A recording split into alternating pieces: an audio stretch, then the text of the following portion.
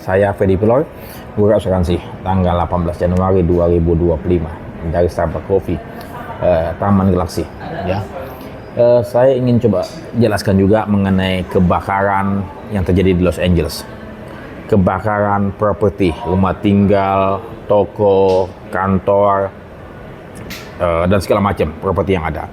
Apakah ini terjamin dalam polis kebakaran? Ya. Nah, banyak spekulasi, banyak teori-teori yang menyatakan bahwasannya kebakaran ini disengaja dibuat dan direkayasa. Karena kenapa? Karena katanya ada pemadam kebakaran yang punya anggarannya dipotong, kemudian waduk yang kering, kemudian sebelumnya juga Gubernur California telah mengurangi pasukan air di California atau tempatnya di Los Angeles, dan kemudian juga polis-polis asuransi di sana sudah dibatalkan, ya. Kemudian ada juga berita-berita bahwasannya ada rencana dibangun tahun 2020-an mengenai LA Smart City yang di Tenggara oleh PBB dan OECD, dan itu berita-berita tersebut, ya. Nah, apakah ini dijamin atau tidak, ya? Peristiwanya kebakaran entah dari hutan atau dari mana, tapi penyebabnya apa?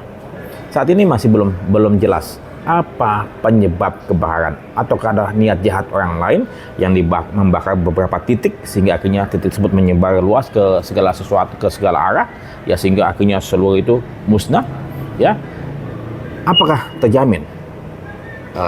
Kalau katakanlah dalam polis Indonesia, ya, polis standar asuransi kebakaran Indonesia, kita lihat definisi kebakarannya, ya.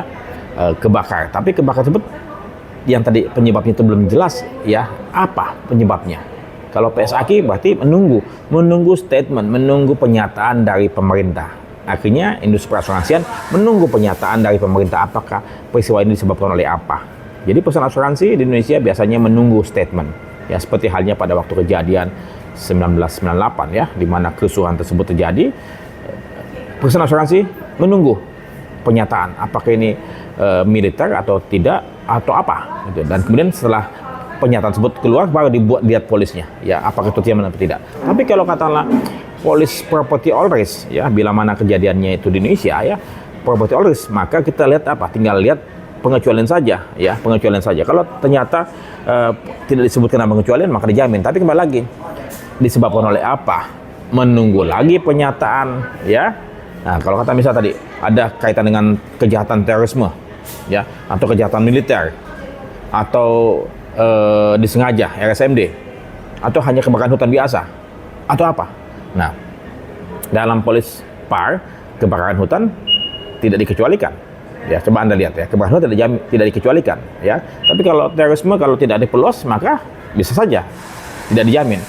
Jadi ini suatu hal yang saya pikir juga tidak mudah untuk diurai, ya. Dan kemudian biasanya memang perusahaan asuransi baik Indonesia maupun luar negeri akan menunggu pernyataan dari pemerintah.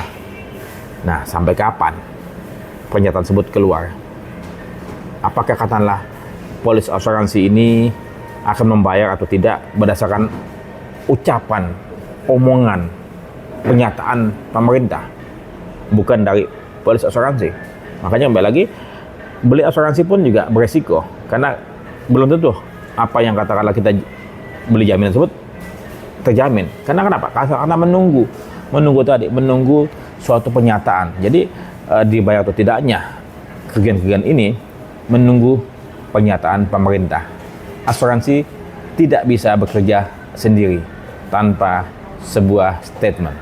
Jadi nasib Anda para tetanggung tergantung pemerintah.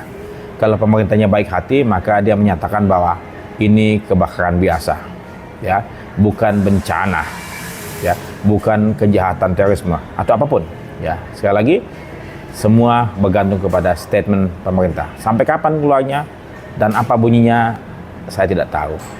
Semoga ini menjadi suatu pembelajaran, karena berasuransi pun juga kembali lagi beresiko. Saya Fedi Pilor, berasuransi.